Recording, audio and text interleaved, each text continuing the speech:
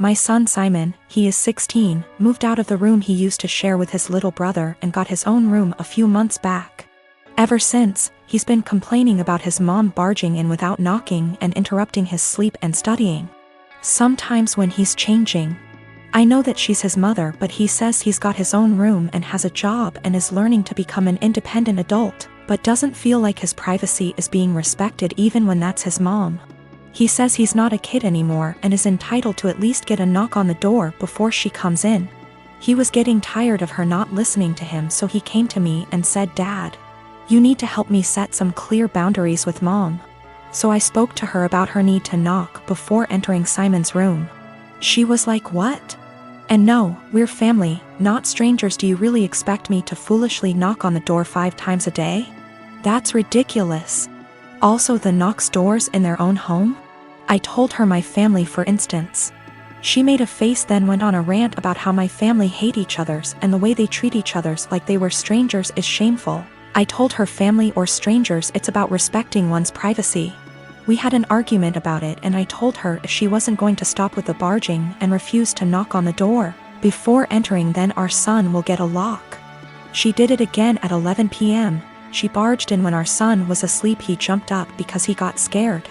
Once he told me this, I told him to go ahead and get a lock and pay for it with his own money. There was literally no other way. My wife saw it and got upset, and my brother was visiting when she was raising her voice at me if I really went ahead and got a lock for Simon despite her disapproval, and said that I caught her off guard and it's not okay. Because this teaches our children that they can manipulate one parent into doing what they want. I told her that Simon got the lock, not me, and I already warned her about the possibility of him getting a lock, because he was getting tired of her boundary crossing. So she should have expected this outcome. She mentioned the same above points in her defense and said locks mean secrets, and that's not good. My brother was sitting watching while she was complaining. She began chewing him out when he asked her to let Simon keep the lock and said it wasn't a big deal.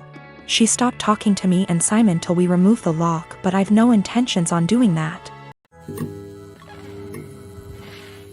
My sister and her husband have been struggling with infertility since they got married 12 years ago. They've tried absolutely everything, from medical to spiritual, but unfortunately, nothing works.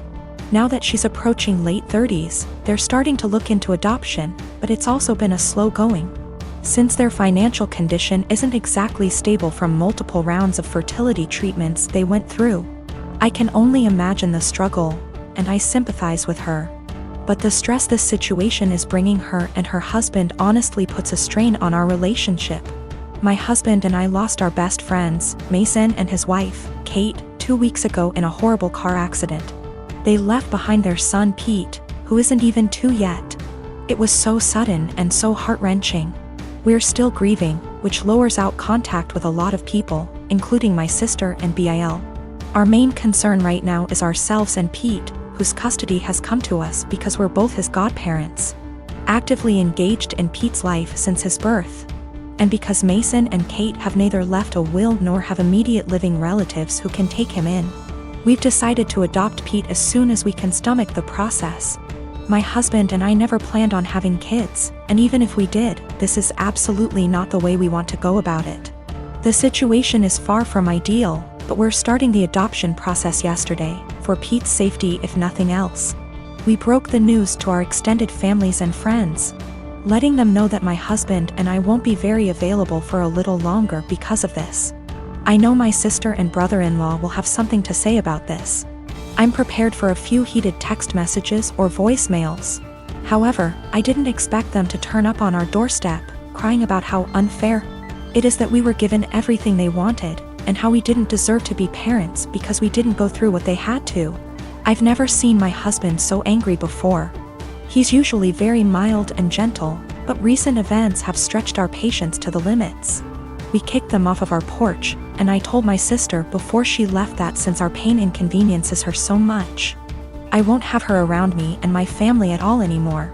I know she made a fuss about it, and now everyone has something to say to us.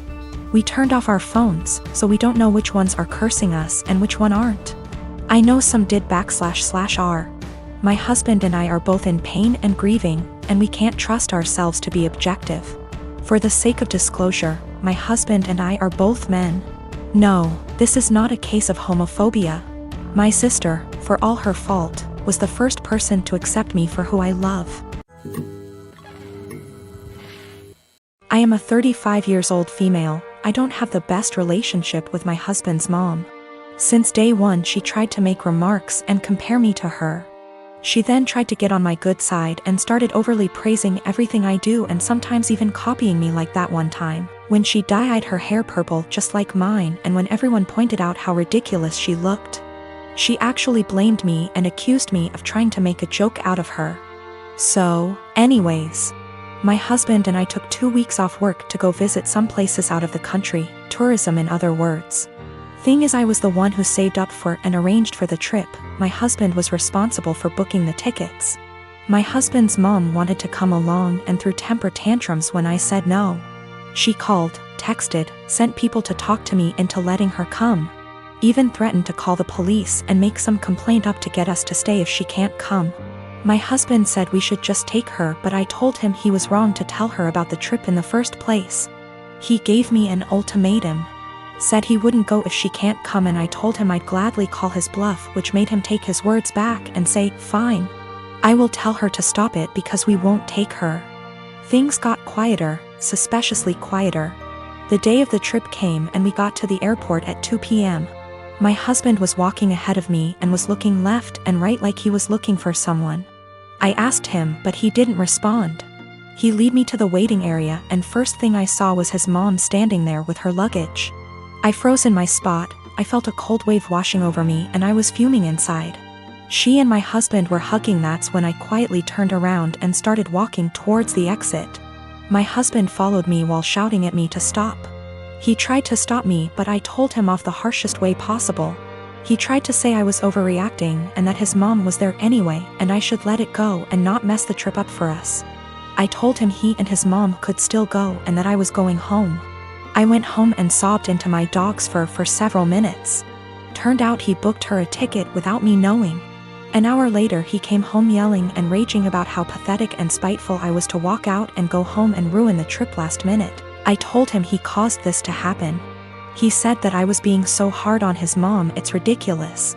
I refused to fight anymore, but he kept on berating me, then called my family to tell them that the trip was cancelled, and that it was because of me. My family said that I shouldn't have ruined it for myself and should have sucked it up and done my best to enjoy. So I recently got together with a guy from my hobby. He asked me out first and I had some doubts that we'd work together as a couple because of the age difference. He's 35 and I'm 22. So, in my apartment, since it's an old house that was originally a single-family house, there isn't much soundproofing.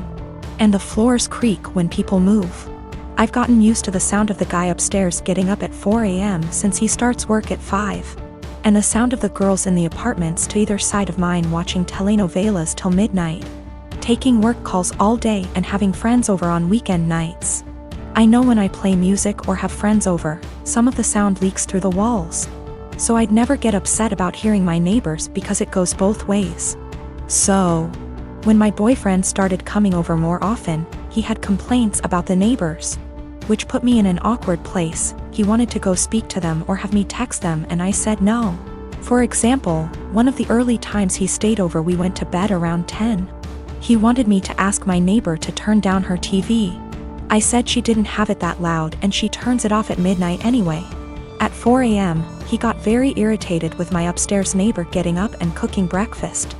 I said that he would be done by 5 because that's when his shift starts.